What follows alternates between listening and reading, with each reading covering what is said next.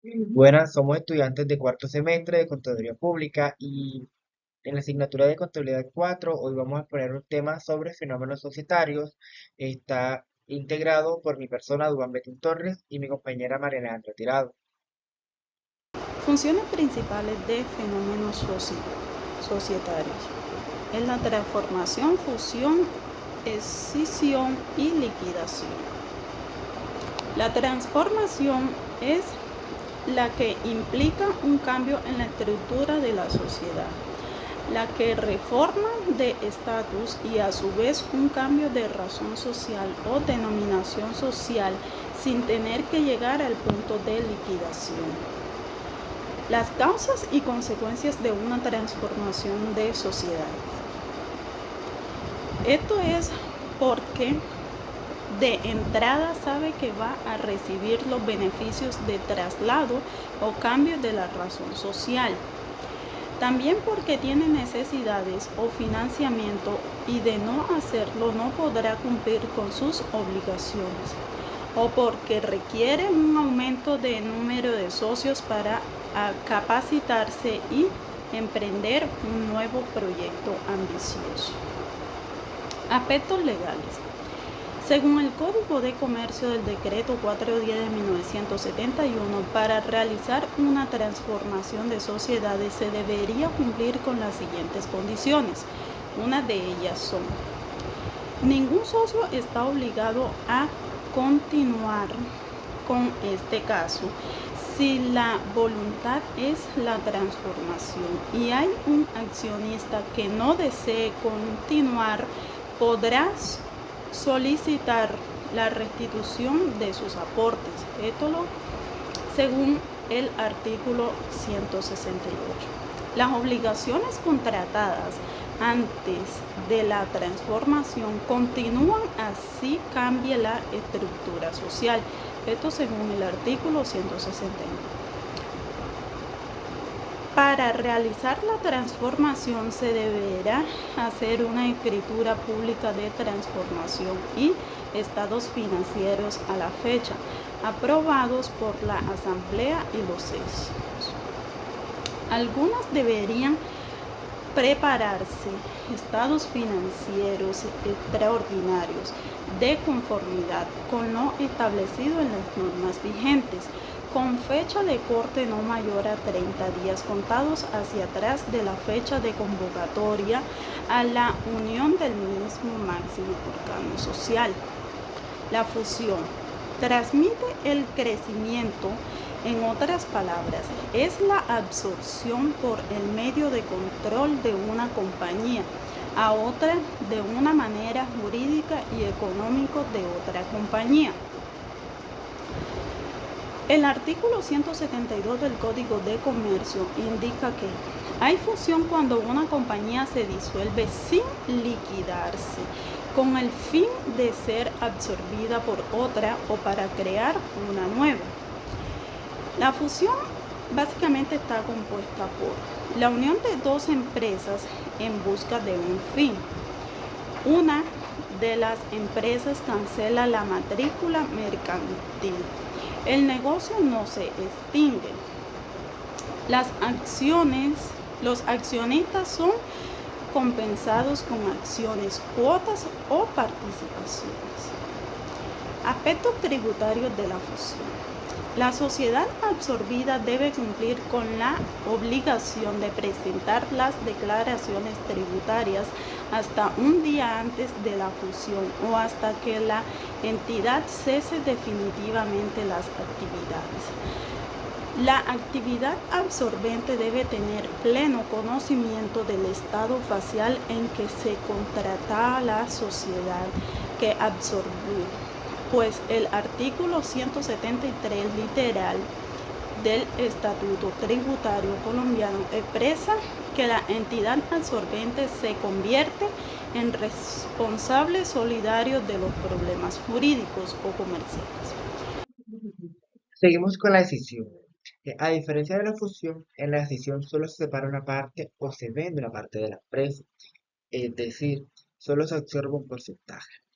En este caso, para que se dé la decisión, debe quedar o existir dos empresas. Cuando una empresa quiere escindirse, debe tener en cuenta que pueden repartir su patrimonio en las partes que deseen. Las responsabilidades con los acreedores permanecen. Desde el punto de vista jurídico, se hace o debe hacerse conciliación. Los pasos a seguir son similares al de la fusión. Se denomina sociedad ascendida a aquella que entrega parte de su patrimonio. Se denomina parte beneficiada a aquella que recibe parte del patrimonio de la sociedad encendida. Clases de decisión. La decisión puede darse de dos maneras. Esto depende de la negociación interna y de los interesados en la parte a decidir. Y estas son las siguientes: decisión por absorción o decisión por creación. La decisión por absorción se da cuando ya existen empresas interesadas en la parte a decidir. En este caso solo es trasladar los activos y pasivos a dicha empresa. En cambio, que la decisión por creación se da cuando la persona interesada a apropiarse de esta parte a escindir no tiene una empresa. Primeramente, debe crearla y luego separarla de la entidad y posteriormente fusionarse a la parte extendida. Registro legal de la decisión. De acuerdo a lo contemplado en el capítulo 2 del artículo 3 de la Ley 222 del 95, los pasos para realizar una decisión son los siguientes. Primero, realizar un proyecto de decisión consiste en que las dos sociedades, la extendida y la beneficiada, estén de acuerdo con el proceso. Segundo, se deberá publicar en un diario de amplia circulación nacional el proceso de decisión. Elaborar y protocolizar la decisión en escritura pública. Se transferirán los activos y pasivos acorde a lo contemplado en el artículo 9 de la Ley 222 del 95. Aspectos tributarios. La figura de decisión no es considerada una venta, por lo tanto, no genera impuesto al valor agregado ni tampoco impuesto de renta. Aspectos contables. Los registros son similares al de la fusión. Difiere en que para la decisión es necesario tener creada una empresa para poder escindir dicha parte. De lo contrario, se tomaría como una enajenación. Paso seguido, se procederá a realizar el registro de la parte negociada. Liquidación. Las empresas se crean no pensando en terminarlas. No obstante, en el contrato de sociedad se debe fijar la duración precisa de la sociedad y las causales de disolución anticipada de la misma. Esta duración puede ser por 10, 15, 20 años o más. Esto tiene un marco legal que para liquidar una sociedad comercial es necesario primero disolverla, por lo cual existen las causales contempladas en el artículo 218 del Código de Comercio, que nos dice cómo liquidar una sociedad comercial. Tiene diferentes causales, pero les vamos a mencionar algunas de ellas. Primero, por vencimiento de término previsto para su duración en el contrato, si no fuere prorrogado válidamente antes de la expiración. Segundo, por la imposibilidad de desarrollar la empresa social, por la terminación de la misma o por la extinción de las cosas cuya explotación constituye el sujeto, por reducción del número de asociados más o menos de lo requerido por la ley. Los pasos que se deben seguir para el proceso de liquidación. Tenemos tres pasos, los cuales son venta de activos, pago de obligaciones, distribución entre los socios. Estados financieros de periodos intermedios.